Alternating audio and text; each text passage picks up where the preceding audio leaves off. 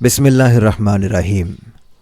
Urdu story man channel देखने वाले सभी नाजरीन को अस्सलाम वालेकुम वरहमतुल्लाहि वबरकातुहू। भला आखिर मुझे उस हवेली में आने का मौका मिल गया था। मैं जल्दी जल्दी सारी चीज़ों की तलाशी ले रही थी। सालों पुराना सामान बिल्कुल बोसीदा हो चुका था।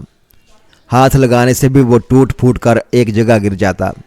जैसे ही मैंने अलमारी के पट खोले, पुराने रखे हुए कपड़े एकदम से नीचे गिरे थे। अजीब सी बदबू उठी थी। मैंने फ़ौरन से ही अलमारी दोबारा बंद कर दी। बाकी चीज़ें भी पुरानी और खस्ता हाल हो चुकी।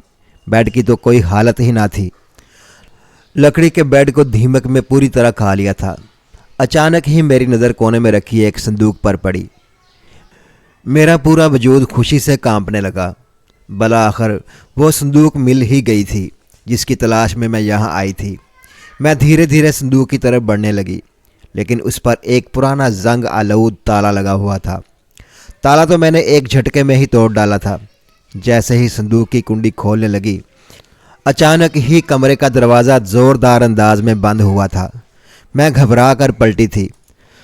संदूक को खोल भी ना पाई कि अचानक ये आफताब आन पड़ी थी। पूरा जोर लगाकर दरवाज़ा खोलने की कोशिश की, लेकिन ऐसा लग रहा था जैसे उससे किसी ने बाहर से कुंडी लगा दी है। संदूक खोलने का ख्याल तो दिल और दिमाग से भग करके उड़ गया था। अब मुझे फ़िक्र अपनी जान की थी। किसी ने बाहर से दरवाज़ा बंद कर दिया था और अंदर मैं उस वीरान खौफनाक हवेली में कैद होकर रह गई थी।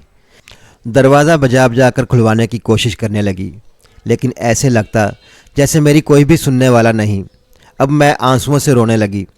मेरे लालच ने मुझे कहाँ पहुँचा दिया था। मेरा नाम निमरा है। मेरी बदकिस्मती थी कि मैं 9 बहन भाइयों के साथ इस दुनिया में आई। मेरा नंबर 5 पर था। मुझसे बड़ी 3 बहनें और एक भाई था, जबकि एक भाई और 3 बहनें मुझसे छोटी थीं।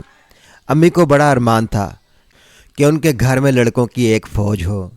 इसी चक्कर में लड़कियों की एक फ़ौज उनके घर आ गई थी। हम 7 बहनें और 2 भाई थे। अब्बू का इतना बड़ा कोई रोज़गार न था। वो बेचारे चाट का एक थैला लगाते थे, लेकिन हमारी बदकिस्मती थी कि उस चाट को खाना कभी भी हमारे नसीब में नहीं हुआ था। अब्बू थोड़ी सी चाट बनाते थे, वो पूरा दिन में फ़रोख्त हो जाती और चंद पैसे लेकर वो घर आ जाते थे। कभी कभी मेरा दिल भी चाहता था कि एक प्लेट अब्बू से लेकर खा लूँ, लेकिन हमें इतनी इजाज़त ना थी। अम्मी का कहना था कि पहले ही घर के हालात इस कदर ख़राब हैं। बड़ी बहनों ने तो मैट्रिक के बाद सिलाई वगैरह सीख ली थी और काफ़ी हद तक वो घर के अखराजात में हाथ बटा रही थी। लेकिन मैंने ज़िद करके मैट्रिक के बाद कॉलेज में दाखिला ले लिया था। अब दोनों बड़ी बहनों की उम्रें भी 27-28 साल के करीब थी, लेकिन फिर भी उनके आने वाले रिश्ते उनसे ज़्यादा घर को देखते थे, जहाँ गुर्बत दूर से ही तबकती हुई दिखाई देती थी। भाई बेचारा तो एक मामूली सी फैक्ट्री में नौकरी करता था, जहाँ पर रोज़ के 300-400-500 दिहाड़ी उसे मिल ही जाती थी, लेकिन इतने बड़े कुंबे को पालना आसान ना था। अम्मी बाजियों की जाती हुई उम्र से परेशान थी। कभी वो किसी दरगाह पर मन्नत मांग कर आती, तो कभी किसी मौलवी के पास जाकर अनदेखी बंदिश को ख़त्म कराने की कोशिश करती। बार बार आकर दुहाइयाँ देती कि न जाने किस बदबख्त की नज़र मेरी बेटियों के नसीब खा गई। तो अभी तक उनके रिश्ते भी न हुए, लेकिन मैं जानती थी कि ये सिर्फ़ अम्मी की गलत फहमी थी। किसी की नज़र नहीं, बल्कि गुर्बत ने हमारे घर को खा लिया था। जहाँ पर गुर्बत अफलास की बू आती हो, वहाँ पर कौन आना पसंद करता है। मुझे अपने घर के हालात से नफ़रत थी। जब मोहल्ले के लोगों को ऐशो इशरत से ज़िंदगी गुजारते हुए देखती तो खुद की ज़िंदगी से नफ़रत होने लगती। आए दिन मोहल्ले में किसी न किसी लड़की की शादी हो रही होती थी, लेकिन मेरी बाजियाँ किसी की भी शादी की खबर सुनकर उनके चेहरे पर जो तासरात आते थे, उसे देखकर मेरी रूह छलनी हो जाती थी। हम एक छोटे से इलाके में रहते थे। थोड़ी ही दूर बड़ा शहर था, जहाँ पर अक्सर लोग ख़रीदारी करने के लिए जाते थे।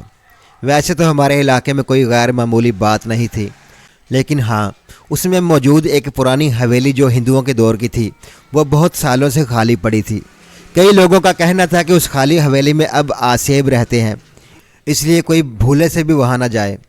हम भी अक्सर उसके सामने से गुजरते थे, लेकिन मगरिब के बाद तो कोई वहाँ जाने की हिम्मत भी ना कर पाता था। कुछ लोग कहते थे कि खामखा ही आसेब का ढंढोरा पीटा हुआ है। हालांकि काफ़ी सालों पहले इसमें अमीर लोग रहते थे, जो अचानक ही ये हवेली खाली करके गायब हो गए। मैंने भी सुन रखा था कि इस हवेली में उनका ख़जाना आज तक मौजूद है। جو نہ جانے کس کے ہاتھ لگے گا۔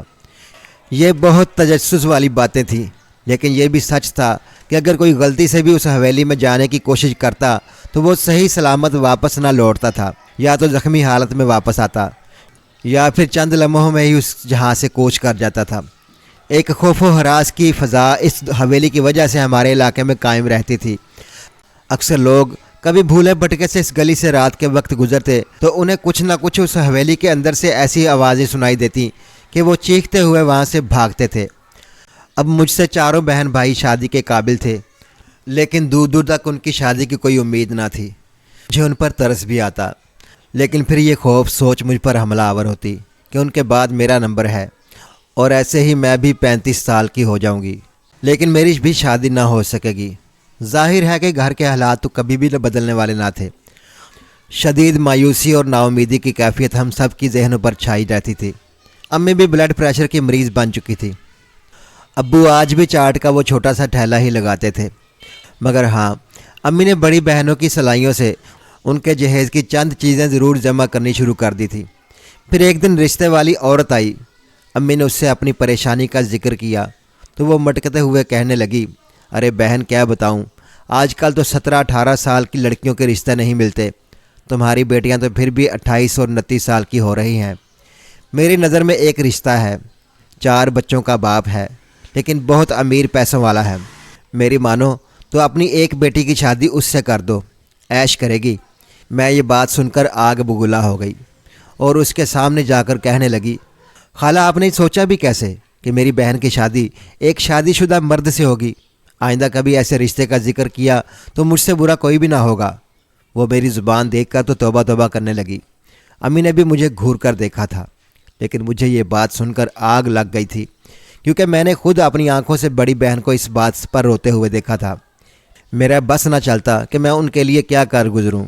یہ حقیقت تھی کہ ہمارے گھر کے حالات بہت خراب تھے۔ غربت نے چاروں طرف سے ڈیرا ڈال رکھا تھا، لیکن پھر بھی ہم ایک دوسرے سے بہت محبت کرتے تھے۔ کبھی بھی گھر کے خراب حالات نے ہمارے دلوں میں ایک دوسرے کے لیے نفرت پیدا نہ کی تھی۔ میری عمر ابھی 18 برس تھی، لیکن پھر بھی میں نوکری کرنے کا سوچ رہی تھی، جس طرح ہمارے علاقے سے کئی لڑکیاں فیکٹری میں جا کر کام کاج کرتی تھیں۔ لیکن ابو نے مجھے مایوس کر دیا جب کہنے لگے کہ خاندان والے باتیں کریں گے اور پہلے ہی تمہاری بہنوں کے رشتے نہیں آ رہے۔ جب انہیں پتہ چلے گا کہ اس گھر کی لڑکیاں فیکٹری میں جا کر نوکری کرتی ہیں، پھر تو وہ بالکل ہی لا تعلقی اختیار کر لیں گے۔ کالج میں پڑھنے والی میری دوست ہادیہ نے مجھے کہا کہ وہ شام کو ایک کوچنگ سینٹر میں چھوٹے بچوں کو ٹیوشن پڑھاتی ہے، تم بھی وہاں پڑھا لیا کرو، اس طرح چند پیسے ہاتھ آ جائیں گے۔ جب میں نے ابو سے بات کی تو انہوں نے مجھے اجازت دے دی کہ ٹھیک ہے، اگر بچوں کو پڑھانا چاہتی ہو تو مجھے کوئی اعتراض نہیں ہے۔ میں خوش ہو گئی تھی کہ چلو ہادیہ کے ساتھ کوچنگ سینٹر جایا کروں گی، لیکن ایک بہت بڑا مسئلہ تھا۔ کوچنگ سینٹر کا راستہ اسی گلی سے ہو کر گزرتا تھا جہاں پر وہ پرانی حویلی موجود تھی۔ یوں تو اس گلی میں اب 1-2 گھر ہی بچے تھے، کیونکہ کافی لوگوں نے آسیب زدہ حویلی کے خوف کی وجہ سے اپنے مکان اس گلی سے فروخت کر دیے تھے۔ بیچ باچ کر وہ دوسرے شہر جا بسے، اسی لیے اب صرف 2 مکانوں میں ہی مکین رہائش اختیار کیے ہوئے تھے۔ پھر میں نے ابو سے اس بات کا ذکر نہ کیا اور ہادیہ کے ساتھ کوچنگ سینٹر جانے لگی۔ ہادیہ کے گھر کے پاس ہی کوچنگ سینٹر تھا، یوں مجھے ہی وہاں سے اکیلے گزر کر اس کے گھر تک جانا پڑتا تھا۔ میں شام کے 7 بجے گھر لوٹتی تھی۔ ایک دن گھر واپس آ رہی تھی جب میں نے ایک گھر سے کسی بوڑھی عورت کے کراہنے کی آواز سنی۔ وہ تکلیف سے تڑپ رہی تھی۔ مجھ سے رہا نہ گیا اور میں نے گھر کے اندر جھانک کر دیکھا۔ سامنے کمرے پر نگاہ پڑی تو ہوش و حواس اڑ گئے۔ میلی کچیلی حالت میں وہ بوڑھی عورت بستر پر پڑی تھی، بری طرح کراہ رہی تھی۔ گندگی سے اٹا ہوا گھر ایسے لگتا تھا جیسے سالوں سے اس میں صفائی نہ کی گئی ہو۔ بے اختیار بدبو کا ایک جھونکا میرے ناک سے ٹکرایا تھا۔ اف میرے خدایا، کوئی ایسی حالت میں بھی بھلا کیسے اپنی زندگی گزار سکتا ہے؟ مجھے اس بوڑھی عورت پر بے تحاشا ترس آیا تھا۔ وہ پانی مانگ رہی تھی۔ میں نے جلدی سے اسے پانی پلایا اور پھر اسے اس کی دوا کھلا دی۔ دوا کھانے کے بعد اس کی تکلیف میں کمی آئی تھی۔ یہی ساتھ والی پڑوسن عورت چلی آئی، مجھے دیکھ کر کہنے لگی، ارے کب تک اس بڑھیا کی خدمت کرو گی تم؟ اس سے تو سب ہی اکتا جاتے ہیں۔ پہلے اس کی اولاد چھوڑ کر بھاگی، اب ہم بھی اس سے تنگ ہیں، نہ جانے کتنے سال جیے گی یہ منحوس۔ مجھے ان کا لہجہ بہت برا لگا تھا، اس لیے تیز لہجے میں کہنے لگی، کیسی باتیں کر رہی ہیں خالہ؟ اب بھلا کوئی انسان کسی انسان سے کیسے تنگ آ سکتا ہے؟ اگر خدا نے ان کو زیادہ لمبی عمر دی ہے تو وہ اپنی مدت پوری کر کے ہی اس دنیا سے رخصت ہوں گی، نہ کہ آپ انہیں یوں بد دعائیں دینے لگی ہیں۔ وہ عورت غصے میں آنکھیں نچا کر کہنے لگی، اچھا ٹھیک ہے، اگر تمہیں اس سے اتنی ہی ہمدردی ہے تو تم اس کی خدمت گزاری کرنے آ جایا کرو۔ دیکھ نہیں رہی اس کا گھر کس قدر بوسیدہ ہو رہا ہے؟ بھئی ہم تو اس گھر میں جھانکنا بھی پسند نہیں کرتے، آخر اس کی سگی اولاد اسے کیوں چھوڑ کر بھاگی ہے؟ تبھی میں اماں کو تسلی دیتے ہوئے کہنے لگی، اماں جی آپ کو پریشان ہونے کی کوئی ضرورت نہیں ہے، اب میں روزانہ آپ کے پاس آ جایا کروں گی۔ یہ جتنی بھی گندگی ہے جلد ہی آپ کے گھر سے دور ہو جائے گی۔ میری ہمدردی پر ان کی آنکھوں میں آنسو آ گئے تھے۔ پھر کہنے لگی، نہیں بیٹا، بس زندگی کے 2 دن ہی بچے ہیں، کسی طرح انہیں کاٹ لوں، اس کے بعد تو قبر میں ہی سکون ملے گا۔ وہ عورت تو سر جھٹکتے ہوئے جا چکی تھی، لیکن مجھے ان کی حالت نے بہت متاثر کیا۔ گھر جا کر بھی میں بہت بے چین رہی تھی۔ پھر میں نے امی کے سامنے تذکرہ کیا کہ امی ایسی گلی میں رہنے والی بوڑھی عورت آج اتنے برے حال میں ہے۔ امی نے پہلے مجھے گھور کر دیکھا اور کہنے لگی، تم اس گلی سے گزر کر ہی کیوں جاتی ہو؟ اور وہ بھی شام کے وقت؟ اور جس عورت کی تم بات کر رہی ہو وہ اپنے دور کی امیر کبیر عورت تھی، اس کا نام نائلہ درانی ہے۔ وہ اس علاقے کی سب سے امیر عورت تھی، لیکن دیکھو وقت اور حالات نے اس بیچاری کو کہاں پہنچا دیا۔ اس کے 4 بیٹے تھے اور 1 بیٹی، چاروں بیٹے امریکہ میں اپنی فیملی کے ساتھ رہتے ہیں، جبکہ بیٹی کینیڈا شفٹ ہو گئی۔ یوں اس کا حال پوچھنے والا کوئی بھی نہیں اور نہ ہی کوئی اسے ساتھ لے کر جانا چاہتا ہے۔ آج اس کے حالات ایسے ہیں کہ وہ بستر پر تڑپ رہی ہے۔ امی نے تو اس کی کہانی سنا دی تھی، لیکن میں نے سوچ لیا تھا کہ میں اس بوڑھی عورت کو ایسے نہیں چھوڑوں گی۔ مجھ سے جتنی خدمت ہو پائی میں کرنے کے لیے تیار ہوں۔ پھر جیسے ہی کوچنگ سینٹر سے چھٹی ہوتی میں فوراً ہی اماں کے گھر چلی جاتی۔ پہلے جھاڑو لے کر اس کے گھر کی پوری گندگی کو صاف کیا، دیواروں کو جھاڑا، بڑے بڑے جالے ہٹائے، اس کے بعد اس کے کچن کی صاف ستھرائی کی۔ ایک بات میں نے محسوس کی کہ میرا ماتھا ٹھنکا تھا۔ اگر یہ بوڑھی عورت اتنے سالوں سے اکیلی رہ رہی ہے اور اس کی اولاد کا اس سے کوئی رابطہ نہیں، تو ایسا کیسے ممکن ہے کہ اسے اپنی ضرورتیں پوری کرنے کے لیے پیسوں کی ضرورت نہ پڑتی ہوگی؟ تبھی میں نے تجسس سے یہ بات اماں جی سے پوچھی تھی۔ وہ کہنے لگی، ارے بیٹا، وقت کے ساتھ ساتھ میری آنکھیں تو دھندلا گئی ہیں۔ بس رات کے وقت ایسا محسوس ہوتا ہے کہ کوئی اس گھر میں آتا ہے اور چپ چاپ سارا سامان رکھ کے چلا جاتا ہے۔ میں نہیں جانتی کہ وہ کون ہے، کہاں سے آتا ہے، لیکن بس کوئی ہے جو میری چپکے چپکے سے مدد کر رہا ہے۔ ان کی بات نے میرے ہوش اڑا دیے تھے۔ میں حیران ہو گئی تھی۔ دل چاہتا ہے کہ ایک رات رک کر اس بات کی تصدیق کروں کہ آخر وہ کون ہے، اتنا مہربان شخص ہے جو اماں جی کے پاس اس کی مدد کرنے آتا ہے۔ بے اختیار میرے دل سے اس کے لیے دعا نکلی تھی۔ ظاہر ان کا گھر بہت گندگی سے بھرا ہوا تھا، لیکن پھر بھی ساز و سامان کی کوئی کمی نہ تھی، حتیٰ کہ کچن میں بھی سارا سامان راشن وغیرہ موجود تھا۔ اب میں ان کے لیے سوپ وغیرہ بھی بنا دیتی اور دلیا بھی۔ انہیں جس چیز کی کھانے کی خواہش ہوتی میں ان کی فرمائش پر وہی سب کچھ بنا دیا کرتی تھی۔ یوں رات کے 9 بجے میں گھر لوٹنے لگی۔ امی ابو اس دن غصہ کرنے لگے۔ پھر میں نے بالآخر انہیں سچائی بتائی اور کہا کہ میں اماں جی کی خدمت گزاری کرنے کے لیے ان کے گھر رکتی ہوں۔ ابو خدا کے لیے مجھے نہ روکیے گا، کیونکہ نہ جانے کب اس بیچاری کی آنکھیں بند ہو جائیں۔ میں انہیں ایسے اکیلا تڑپتے ہوئے مرنے نہیں دینا چاہتی۔ ابو امی کی ہمدرد فطرت کی وجہ سے ہم سارے بہن بھائیوں میں نیکی کوٹ کوٹ کر بھری ہوئی تھی۔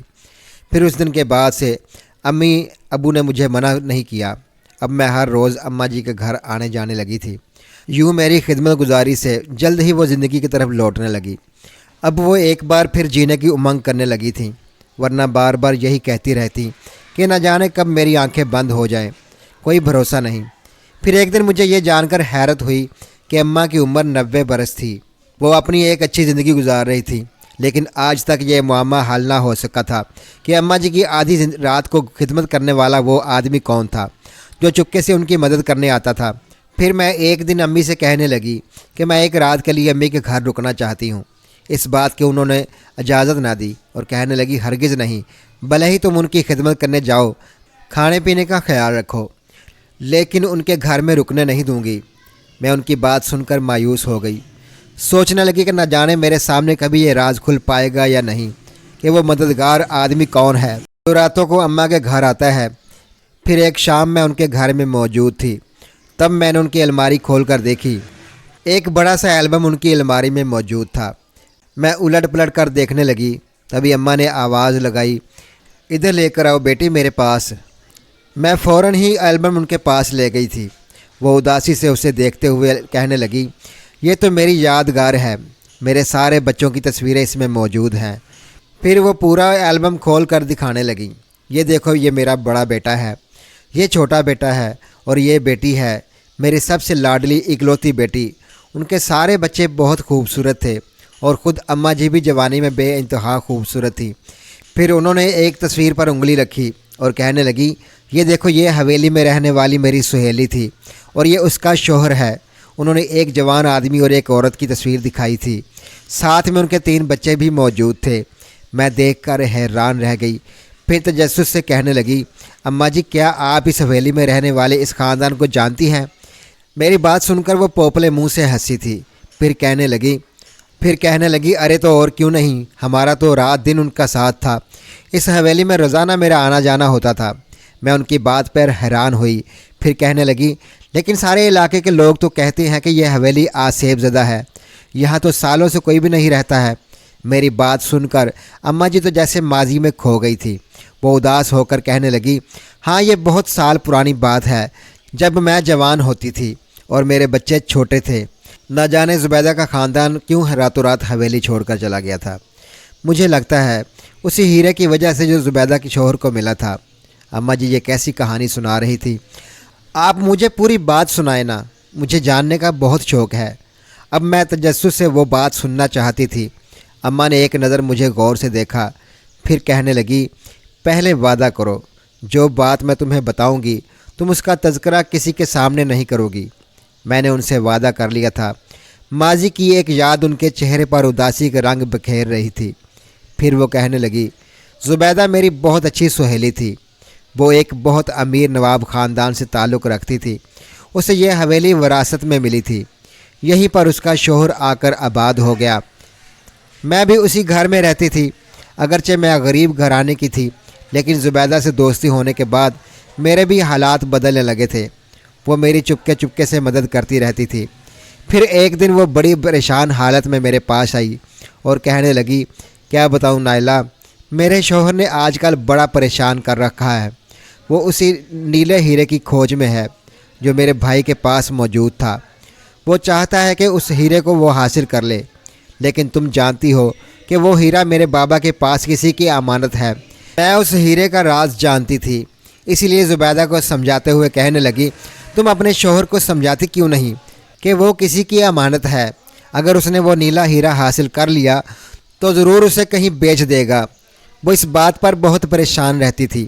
پھر بالآخر زبیدہ کے شوہر نے وہ نیلا ہیرا حاصل کر لیا تھا، لیکن اچانک رات کو کچھ ایسا ہوا کہ ان کا پورا خاندان حویلی چھوڑنے پر مجبور ہو گیا تھا۔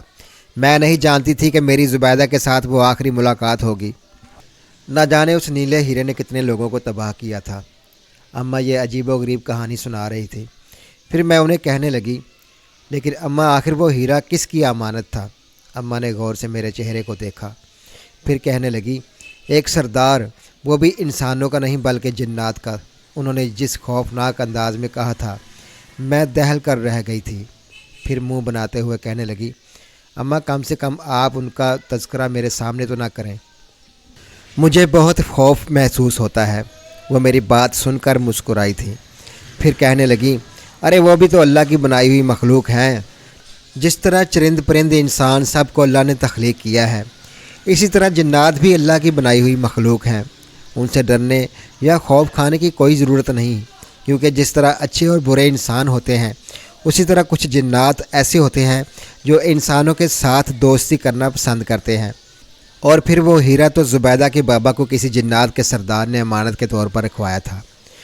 جب بھی تو اس ہیرے کے آنے سے وہ کروڑوں میں کھیلنے لگے تھے۔ میں اس ہیرے کی کہانی سن کر کئی خواب بن رہی تھی، کاش وہ ہیرا میرے ہاتھ لگ جائے تو میری زندگی بدل جائے، لیکن ایسا کتابوں میں ہی ہو سکتا ہے۔ میں اپنی سوچ پر ہنس دی تھی۔ پھر ایک دن میں اماں سے کہنے لگی، آپ نے آج تک مجھے یہ نہیں بتایا کہ آپ کی مدد کرنے والا وہ آدمی کون ہے؟ وہ ضرور اسی علاقے کا کوئی مہربان انسان ہوگا، میں یہ کھوج لگانا چاہتی تھی۔ اماں خاموشی سے خلا میں دیکھتی رہی، پھر کہنے لگی، جس طرح میں نے اپنے دل کی اور بھی باتیں تمہیں بتائی ہیں، اسی طرح یہ بات بھی سن لو۔ کبھی بھی اس کی جاسوسی مت کرنا، ورنہ وہ یہاں آنا چھوڑ دے گا۔ میں حیران و پریشان رہ گئی تو اماں مسکراتے ہوئے کہنے لگی، بس یوں سمجھ لو جس کا ذکر میں نے کل تمہارے سامنے کیا تھا وہ ان میں سے ایک ہی ہے۔ وہ تمہارے سامنے یہاں کبھی بھی نہیں آئے گا۔ ہاں، جب اس گھر میں سناٹا اور خاموشی ہوتی ہے، یا جب میں گہری نیند کی آغوش میں ہوتی ہوں، تب ہی وہ یہاں آتا ہے۔ میرے رونگٹے کھڑے ہو گئے۔ ایسا محسوس ہوا جیسے وہ ابھی یہاں میرے پاس ہی کھڑا ہے۔ تبھی میرے ماتھے پر پسینہ دیکھ کر اماں زور زور سے ہنسنے لگی تھی۔ میں نے بھی دل ہی دل میں آیت الکرسی پڑھنے لگی۔ خیال آیا کہ جب بھی تو وہ پڑوسن اس گھر میں نہیں آتی ہیں۔ اماں تو دیکھو بالکل ان کے ہی خاندان کی لگ رہی ہے۔ ایک تو ویسے ہی بڑھاپے کی وجہ سے وہ ہنستے ہوئے بہت عجیب لگ رہی تھی، لیکن اچانک مجھے ان سے خوف محسوس ہوا تھا۔ پھر میں اماں سے اجازت لے کر گھر آ گئی تھی۔ اکثر رات کو لیٹتی تو دماغ میں انہی کی باتیں چلتی رہتی تھی۔ پھر مجھے صبح کالج جاتے ہوئے پتہ چلا کہ بڑی باجی کی شادی امی نے ایک شادی شدہ آدمی سے طے کر دی ہے۔ یہ خبر مجھ پر بجلی بن کر گری تھی۔ میں حیرت سے امی کو دیکھتے ہوئے کہنے لگی، آپ نے ایسا سوچا بھی کیسے؟ امی کیوں باجی کی زندگی برباد کرنا چاہتی ہیں؟ امی نے غصے سے کہا، تو کیا کروں، باجی سے نیچے والے کو دیکھوں یا تمہاری باجی کو دیکھوں؟ تو صحیح، تمہارا بھائی بھی کتنی عمر کا ہو گیا ہے، اب اس کی بھی شادی کرنی ہے، اس لیے وہ بار بار کہتا ہے کہ پہلے بہنوں کو نپٹاؤ، اس کے بعد میرا نمبر آئے گا۔ میں مجبور ہوں بیٹا، کیا کروں، جہیز کے نام پر ایک دھیلا بھی میرے پاس نہیں ہے۔ آخر اس شادی شدہ مرد سے ہی تمہاری باجی کی شادی کروں گی، وہ تو جہیز بھی نہیں مانگ رہا۔ میں شدید غصے سے رونے لگی تھی۔ تبھی بڑی باجی آ کر مجھے پیار سے کہنے لگی، جو ہو رہا ہے اسے ہونے دو، تمہیں زیادہ پریشان ہونے کی کوئی ضرورت نہیں، بس میرے نصیب میں یہی لکھا تھا۔ لیکن آخر کار غربت جیت گئی تھی اور ہم بیٹیوں کا نصیب ہار گیا تھا۔ میرا بس نہیں چل رہا تھا کہ میں سب کچھ توڑ پھوڑ کر رکھ دوں۔ آخر کب ہمارے حالات بدلیں گے؟ راستے میں آتے پتھروں کو بلا وجہ ٹھوکر مارتے ہوئے میں غصے سے چلی جا رہی تھی۔ اچانک ہی کسی لمبے چوڑے وجود سے ٹکرائی۔ میں نے دیکھا سامنے خوبصورت نوجوان تھا، لیکن میرے ٹکرانے کے باوجود بھی وہ مسکراتا ہوا مجھے دیکھ رہا تھا۔ میں بری طرح شرمندگی سے کہنے لگی، معاف کیجیے گا، میں ذرا پریشانی میں تھی۔ وہ مجھے دیکھ کر کہنے لگا، جی ہاں، آپ کے چہرے پر ہی لکھا ہے کہ آپ گھر سے روتی ہوئی نکلی ہیں۔ میں نے جلدی سے اپنی آنکھیں صاف کی تھیں۔ پھر وہ سرگوشی کرتے ہوئے کہنے لگا، فکر مت کرو، بس چند دن بعد تمہارے اس چہرے پر خوشیاں ہی خوشیاں ہوں گی۔ یہ کہتے ہی وہ میرے سامنے سے گزر کر چلا گیا۔ میں فوراً ہی پلٹ کر اسے دیکھنا چاہتی تھی، لیکن میرے پیروں تلے سے زمین نکل گئی۔ دور دور تک اس کا نام و نشان بھی نہیں تھا۔ میں وہیں سر تھام کر کھڑی، میں اسے دائیں بائیں تلاش کرنے کی کوشش کر رہی تھی۔ وہ بھوت تھا یا پھر انسان، یہی سوچ لے کر میں کالج چلی گئی۔ ہادیہ اپنی نانی کے گاؤں گئی ہوئی تھی، اس لیے کالج آ کر میں بور ہوتی رہی۔ آدھے دن کی چھٹی لے کر آج میں اماں کے گھر جلدی آ گئی۔ پورا گھر بکھرا ہوا تھا۔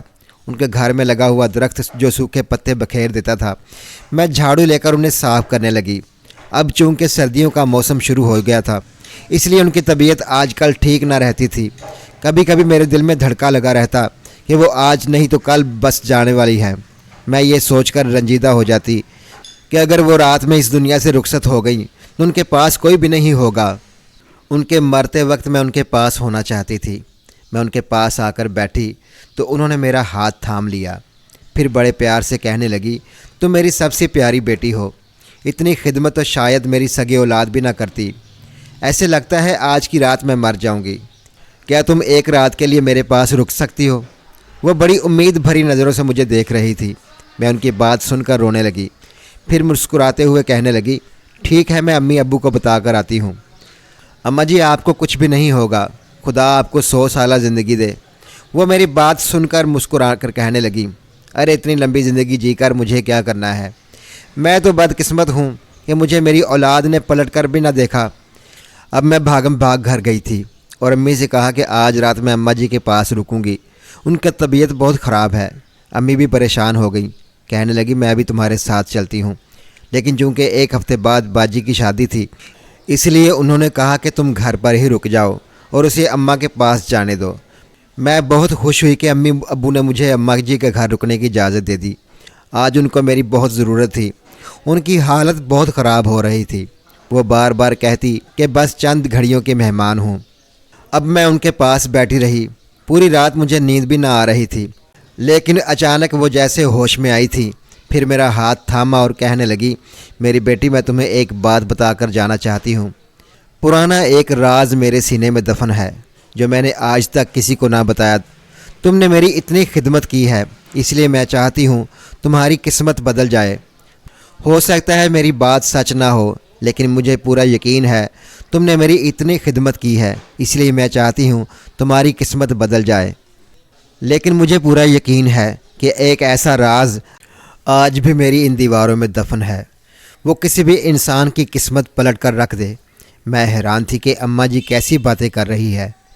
تبھی وہ بڑے پراسرار انداز میں کہنے لگیں، یہ بہت پرانی بات ہے۔ زبیدہ اس حویلی کو چھوڑنے سے ایک رات پہلے میرے پاس آئی تھی۔ اس نے مجھے لال کپڑے میں لپٹا ایک ہیرا تھما دیا اور کہنے لگی کہ میرا شوہر اسے بیچنے کا ارادہ رکھتا ہے، لیکن یہ بابا نے میرے پاس بطور امانت رکھوایا تھا۔ میں کسی صورت اسے اس کے حوالے نہیں کروں گی، اس لیے میں اپنے شوہر سے چھپ کر تمہارے پاس آئی ہوں۔ بس اسے اپنے پاس رکھ لو۔ میں اس حویلی کو چھوڑ کر جا رہی ہوں، لیکن حویلی کا وہ کمرہ جس میں کوئی آتا جاتا نہیں، یہ ہیرا تم اس میں موجود ایک صندوق میں رکھ دینا۔ اگر وہ جنات پلٹ کر واپس آئے تو ضرور اپنی امانت لے جائیں گے، اور اگر انہیں سچ پہ ہی اسے بابا کو سونپ دیا ہوگا تو یہ ایسا کہ ایسا محفوظ رہے گا۔ میں نہیں چاہتی کہ یہ کسی لالچی انسان کے ہاتھ لگے۔ کوئی ایسا انسان جو واقعی اس کا مستحق ہو، وہ اسے حاصل کرے تو مجھے خوشی ہوگی۔ یہ کہتے ہی اس نے وہ ہیرا میرے پاس رکھوا دیا تھا۔ پھر اسی رات وہ اپنے پورے خاندان کے ساتھ حویلی چھوڑ کر چلی گئی، لیکن میں بری طرح پریشان ہو گئی تھی، کیونکہ کہیں میرے بچے جوان ہونے کے بعد اسے حاصل نہ کر لے، کیونکہ یہ ایک امانت تھی۔ اس لیے ایک رات میں اس خالی حویلی میں چپکے سے گئی اور اسی کمرے کو تلاش کرنے لگی۔ بالآخر وہ کمرہ مجھے مل ہی گیا، اور اس پرانے صندوق میں اس ہیرے کو میں نے حفاظت سے رکھا اور ہمیشہ کے لیے اس کا دروازہ مقفل کر دیا۔ پھر آہستہ آہستہ اس حویلی میں عجیب و غریب حرکتیں ہونے لگیں۔ لوگوں کا کہنا تھا کہ وہ آسیب زدہ ہے، لیکن زبیدہ کے جانے کے بعد میں کبھی بھی وہاں نہ گئی تھی۔ پھر دیکھتے ہی دیکھتے میرے بچے جوان ہو گئے، انہوں نے اعلیٰ تعلیم حاصل کی، لیکن شاید میری قسمت میں ان کی خدمت نہ لکھی تھی، جبھی تو آج اکیلی بستر مرگ پر پڑی ہوں۔ لیکن تم جیسی لڑکی جس نے بنا کسی لالچ کے میری اتنی خدمت کی، میں بہت خوش نصیب ہوں کہ آخری وقت میں تم نے میرا اتنا ساتھ دیا۔ تم واقعی تعریف کے لائق ہو، ایک خدمت گزار اور نیک لڑکی ہو۔ میرے مرنے کے بعد اس حویلی میں ضرور جانا۔ اگر اس صندوق میں وہی ہیرا موجود ہوا تو سمجھ لینا کہ جنات اپنی مرضی سے اسے چھوڑ کر گئے ہیں۔ وہ کسی کو بھی مل سکتا ہے، لیکن زیادہ تر لوگ وہاں کا رخ نہیں کرتے۔ وہ مرتے مرتے مجھے ایک گہرا راز بتا کر چلی گئی تھی۔ پھر کلمہ پڑھ کر انہوں نے دم توڑ دیا۔ آہستہ آہستہ محلے کے لوگ جمع ہو گئے، کسی کا بھی ان کے اولاد سے رابطہ نہیں تھا۔ پھر امی ابو نے ہی ان کی تدفین وغیرہ کی، اور محلے کے لوگوں نے کہا کہ کتنی بدبخت اولاد تھی جس نے کبھی پلٹ کر اپنی ماں کا منہ دیکھنا بھی گوارا نہیں کیا۔ لیکن میں حیران تھی کہ آخر اماں جی نے مجھ پر اتنا بڑا احسان کیسے کیا تھا، وہ راز جسے انہوں نے اپنی اولاد سے بھی چھپایا تھا، لیکن وہ سب مجھے بتا کر اس دنیا سے رخصت ہو گئی تھی۔ اماں جی کے مرنے کے بعد یہ گھر بھی خالی ہو گیا تھا۔ میں بھی ہر وقت اداس رہتی۔ امی مجھے سمجھاتی کہ بہن کی شادی کے دن بھی قریب آ گئے ہیں، سادگی سے اس کا نکاح ہے، اسی لیے زیادہ دھوم دھام بھی نہ کی، لیکن میں باجی کے لیے بھی اداس تھی، جن کی شادی ایک پہلے سے شادی شدہ مرد سے ہو رہی تھی۔ ہر وقت میرے ذہن میں اماں کی وہ بات کلبلاتی رہتی، کوئی مرتا ہوا آدمی کبھی بھی جھوٹ نہیں بول سکتا۔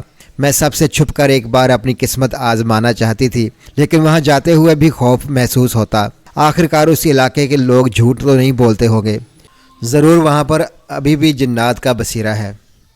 پھر باجی کی شادی خیریت سے ہو گئی، آخر وہ اپنے گھر کی ہو چکی تھی۔ گھر کے حالات ویسے کے ویسے تھے۔ ابو آج بھی بڑھاپے کی حالت میں محنت کر رہے تھے، جبکہ امی ابھی بھی دوسرے بہن بھائیوں کے رشتے کے لیے پریشان رہتی۔ میں نے کوچنگ جانا بھی چھوڑ دیا تھا، ہر وقت خیالوں میں گم رہتی کہ کب مجھے موقع ملے اور میں اس حویلی میں جا کر وہ قیمتی ہیرا تلاش کروں۔ اپنے راز میں کسی کو شامل بھی نہیں کر سکتی تھی، کیونکہ اماں نے مجھ سے وعدہ لیا تھا کہ میں ان کی کہی ہوئی ہر بات اپنے تک ہی رکھوں۔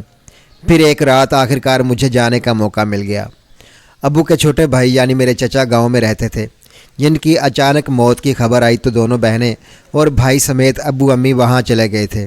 گھر میں صرف بڑی باجی، چھوٹی بہن اور میں ہی رہ گئے تھے۔ جیسے ہی وہ دونوں سو گئیں تو میں بے چینی اور ادھر ادھر پھرنے لگی۔ آج کے بعد مجھے یہ موقع کبھی ہاتھ نہ لگنا تھا۔ رات کے 12 بج رہے تھے جب میں گھر سے نکلی۔ باجی کی کالی چادر میں نے اپنے ارد گرد اچھی طرح سے لپیٹ لی تھی تاکہ کوئی پہچان نہ سکے۔ دبے پاؤں چلتی ہوئی میں اسی گلی میں آ گئی تھی جہاں پر اماں کی رہائش بھی تھی اور ساتھ ہی وہ حویلی بھی۔ ان دونوں کو آپس میں کتنا گہرا تعلق تھا میں محض سوچ کر رہ گئی۔ حویلی کی دیواریں چھوٹی چھوٹی تھیں لیکن گیٹ بہت بڑا تھا۔ بہت پرانی ہونے کی وجہ سے اس کا گیٹ خستہ حال ہوتے ہوتے آخر ٹوٹنے پر تھا۔ چھوٹا گیٹ تو بالکل ہی جڑ سے اکھڑ گیا تھا۔ وہ پوری ہیبت ناکی سے اپنی جگہ پر کھڑی تھی۔ کامتے وجود کے ساتھ میں اکیلی اندر آئی تھی۔ اجڑی پڑی اس حویلی میں الگ ہی سناٹا گونج رہا تھا۔ درخت جو بہت پرانے ہو چکے تھے زمین پر جھکے اپنے بوڑھے ہونے کا اعلان کر رہے تھے۔ اب میں حویلی کے اندر آ گئی۔ پہلی بار میں نے اسے اندر آ کر دیکھا تھا۔ اس میں تو بے تحاشا کمرے بنے ہوئے تھے۔ سب کے بند دروازے بہت خوفناک منظر پیش کر رہے تھے۔ سارے ہی کمرے ایک جیسے تھے۔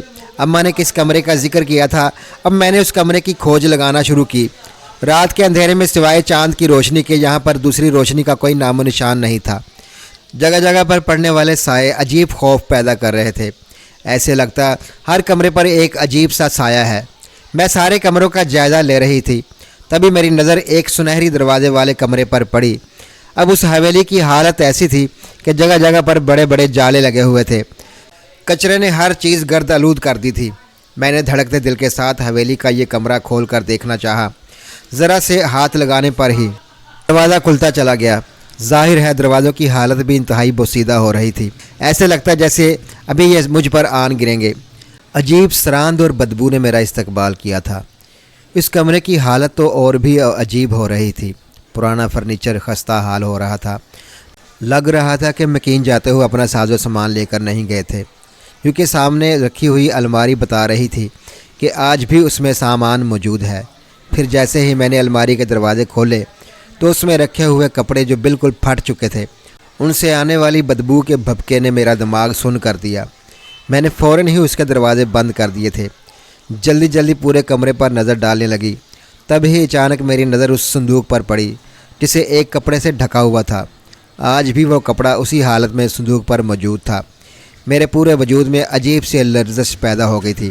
اگر وہ ہیرا اس صندوق میں موجود ہوتا تو آج راتوں رات میری قسمت بدل جاتی، لیکن اگر وہ ہیرا یہاں پر نہیں ہے تو اس کا مطلب اس علاقے کے لوگوں کی بات بالکل ٹھیک ہے کہ اس ہیرو کے مالک وہ جنات آج بھی یہاں آباد ہیں۔ صندوق پر لگا تالا تو میں نے ایک جھٹکے سے ہی توڑ ڈالا تھا۔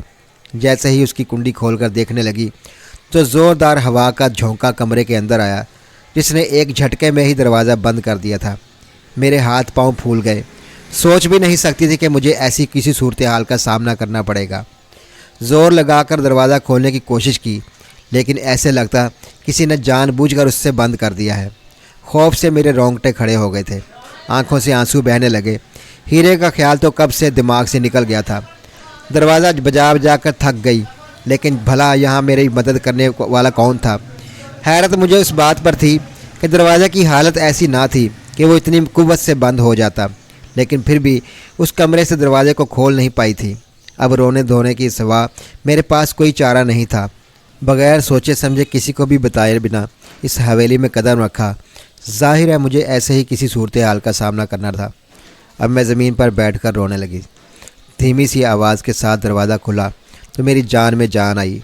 اب ہیرے کا خیال میں نے اپنے دماغ سے نکال دیا تھا۔ شاید میری قسمت میں دولت کی کوئی لکیر ہی نہیں تھی۔ ظاہر ہے راتوں رات امیر بننے کا خیال میرے ذہن میں آیا کیسے؟